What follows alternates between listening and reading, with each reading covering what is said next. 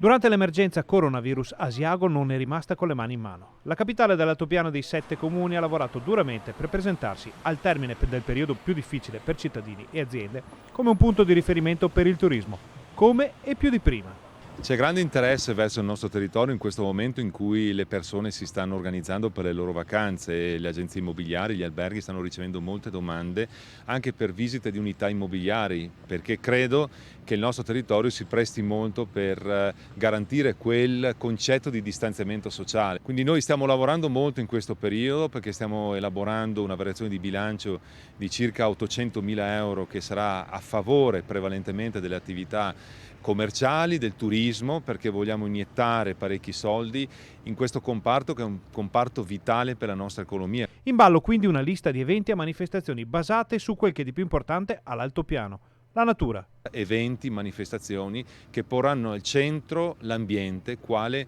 elemento centrale e nevralgico di un'offerta turistica straordinariamente integra e di grande attrattività, proprio perché il nostro ambiente è la punta di forza di tutto ciò che noi offriamo al turista. Resta da capire quale turismo tornerà a vivacizzare Asiago e il suo territorio. Molti stanno riscoprendo la montagna, la nostra montagna, e questo